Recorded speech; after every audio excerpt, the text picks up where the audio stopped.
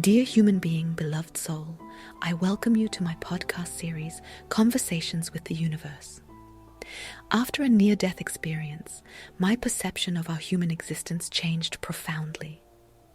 I became more sensitive, with all our known senses. I feel more intensely, see people with different eyes, and often take a different perspective on life and our challenges. In my books, I share these altered perspectives and all the knowledge that has flowed through me since my near death and thus record it. For all those who are searching for something more, for the meaning of our existence here on Mother Earth. And it is now a great pleasure for me to share this knowledge with you in this way as a supplement to my books. This season I am dedicating myself to my very first work, the basics of being. I wish you many wonderful insights on your path. Thank you. Love. First, a quick note about my network, Spine. This is short for the Spiritual Network and is the first global social media network for holistic knowledge, awareness, spirituality, and above all, a bridge between providers and seekers. I invite you to join us and connect with me there. Feel free to look around, find lots of podcasts, events, healers, but above all, lots of inspiration to grow. It's free. But now let's start with today's episode. Happiness is a component that is strongly influenced by your free will. Here too, it is an interplay of many factors that all work together simultaneously in the flow of life. However, we should make a clear and precise distinction. Happiness is two things. On the one hand, it is the sum of various successive positive impulses from outside. On the other hand, it is a feeling that depends on your decision as to how you perceive it. Let's look at the inner component. Let's first consider this feeling. As you have already read several times here, humans have the talent to enter into an absolute illusion. They create it and decide whether they want to stay in it or not. In the illusion, they experience the separation of the individual and the forgetting of connectedness. Logically, this means that they can only experience happiness in this created illusion in the way that their thoughts allow. But happiness is not a feeling that comes from outside you. It is within you.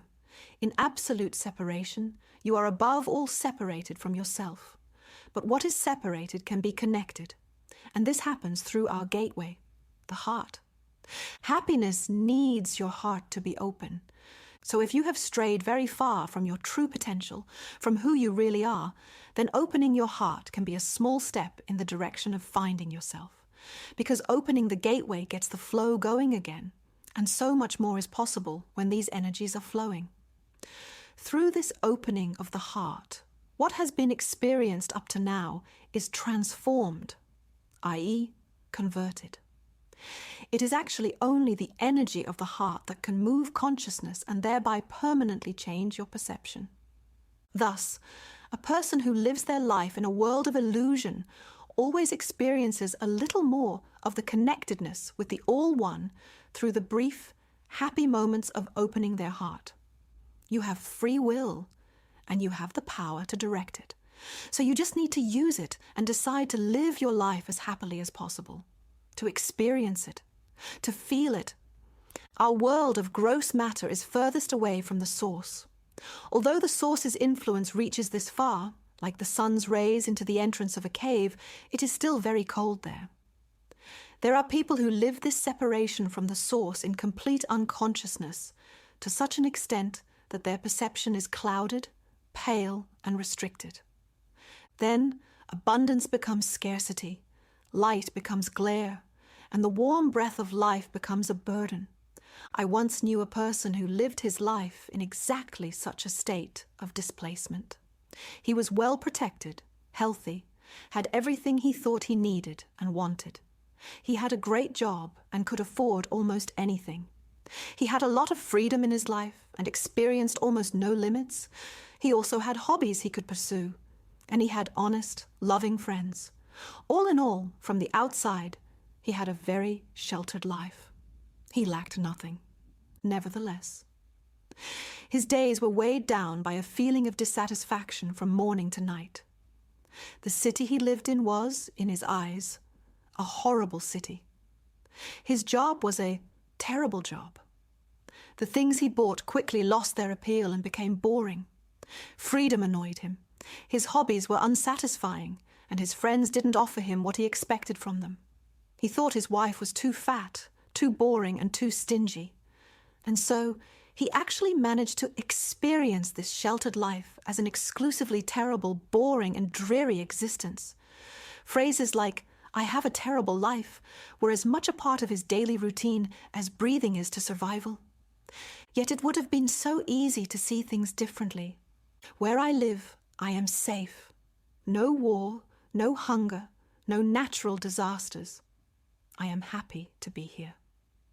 Having a job that pays well is a gift from God.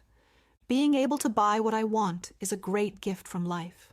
Freedom cannot be taken for granted, and I am very grateful that I am able to experience it.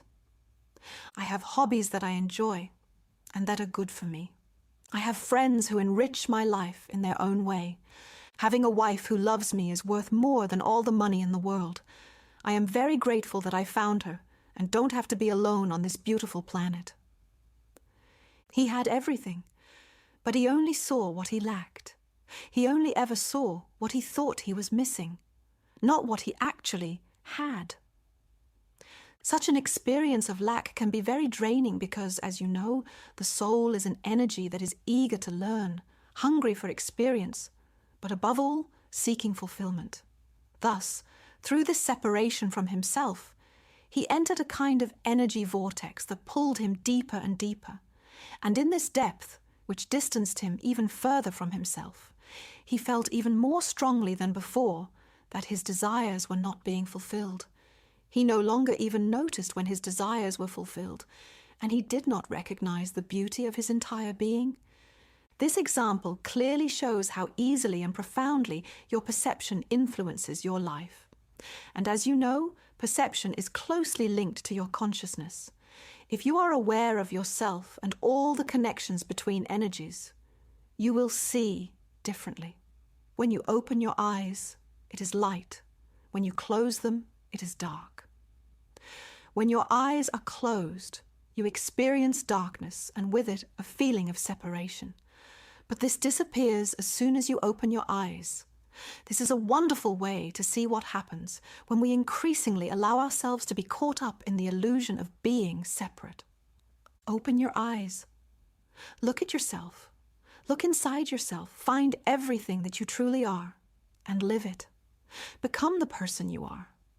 It takes only one small decision to finally acknowledge and see the beauty and gifts that life has given you so far.